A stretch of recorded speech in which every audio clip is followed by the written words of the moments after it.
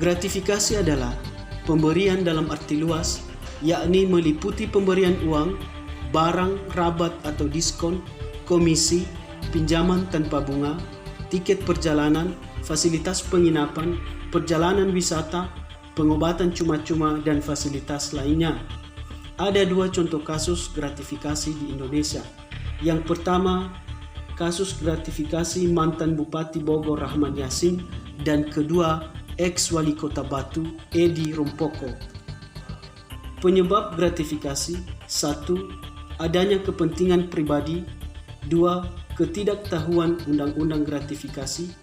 3. Kebiasaan saling memberi. Dampak gratifikasi: 1. Terjebak dalam konflik kepentingan. 2. Pelayanan publik terhambat. 3. Tingginya biaya operasional.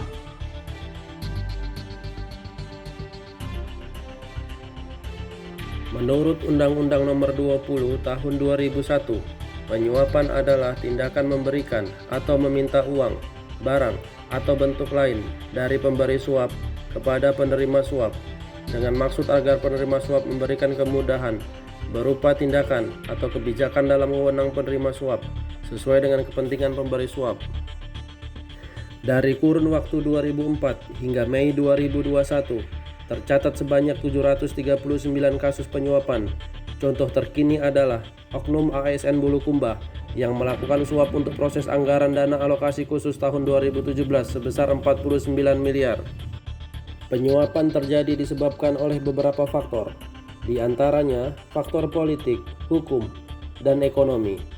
Dampak dari penyuapan adalah dapat mempengaruhi penyelenggara negara atau pegawai negeri dalam mengambil keputusan.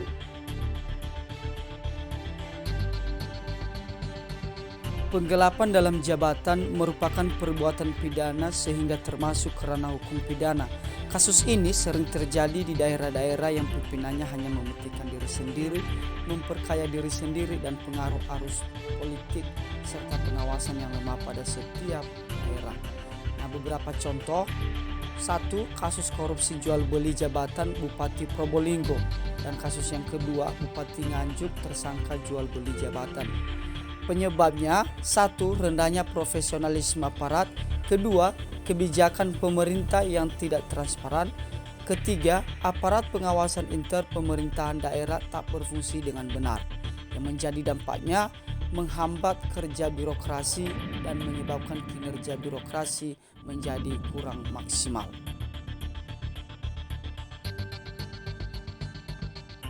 Benturan kepentingan pengadaan barang dan jasa merupakan suatu kondisi di mana pertimbangan pribadi mempengaruhi dan atau dapat menyingkirkan profesionalitas seorang pejabat dan pegawai di dalam mengemban tugas.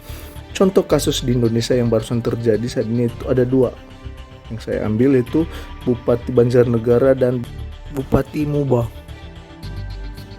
Penyebabnya itu lemahnya kerangka hukum dan kelembagaan, lemahnya kapasitas pengelola pengadaan barang jasa pemerintah, lemahnya kepatuhan terhadap peraturan, pengawasan, dan penegakannya.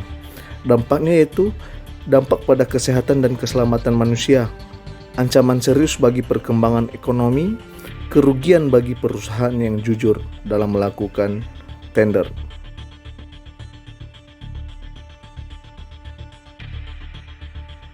Berdasarkan Undang-Undang Nomor 31 Tahun 1999 JO Undang-Undang Nomor 20 Tahun 2001, secara umum tindak pidana korupsi dikelompokkan dalam 7 bentuk, diantaranya adalah merugikan keuangan negara.